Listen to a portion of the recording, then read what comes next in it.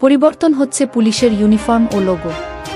পুলিশের ইউনিফর্ম ও লোগোসহ সব পরিবর্তন করা হবে বলে জানিয়েছে অন্তর্বর্তী সরকারের স্বরাষ্ট্র উপদেষ্টা ব্রিগেডিয়ার জেনারেল অব. এম. সাখাওয়াত হোসেন।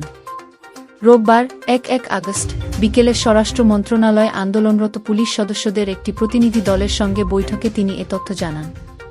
এম. সাখাওয়াত হোসেন বলেন, পুলিশের ইউনিফর্ম, লোগো সব পরিবর্তন করা হবে। পুলিশের অনেকের মন ভেঙে গেছে।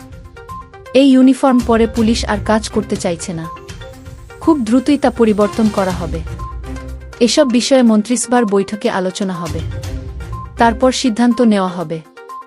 রাজনৈতিক সরকারের সমালোচনা করে তিনি বলেন, পুলিশের যতখানি না দোষ, তার চেয়ে বেশি দোষ তাদের যারা কমান্ড করেছে। তাদের দিয়ে অনেক রাজনৈতিক কাজ করানো হয়েছে। এসব বিষয়ে আমরা বিস্তারিত মন্ত্রিসভার বৈঠকে আলোচনা করব। পুলিশ সদস্যরা আমাকে প্রতিশ্রুতি দিয়েছেন যে এখন থেকে তারা ঠিকমতো কাজ করবেন। এর আগে বিকেলে আমি ছাত্রদের সঙ্গে বৈঠক করেছি। ছাত্ররা আমাকে বলেছে পুলিশের সঙ্গে তাদের কোনো বিরোধ নেই। পুলিশ তাদের দায়িত্ব পালন করবে। তিনি আরও বলেন, পুলিশ কমিশন হওয়া উচিত। সেই কমিশনের অধীনে পুলিশ পরিচালিত হবে। তারা কোনো রাজনৈতিক দলের অধীনে থাকবে না। পুলিশকে যেন রাজনৈতিকভাবে ব্যবহার না করা হয় সেটা নিশ্চিত করতে হবে। বৈঠক শেষে পুলিশের কর্মবিরতি প্রত্যাহারের ঘোষণা দিয়েছেন আন্দোলনকারী পুলিশ সদস্যদের সমন্বয়ক পরিদর্শক জাহিদুল ইসলাম ও কনস্টেবল শোয়েবুর রহমান। তারা বলেন, আমরা সরকারের কাছে যেসব দাবি জানিয়েছিলাম তার বেশিরভাগই মেনে নেওয়ার আশ্বাসে কর্মবিরতি প্রত্যাহারের ঘোষণা দিচ্ছি।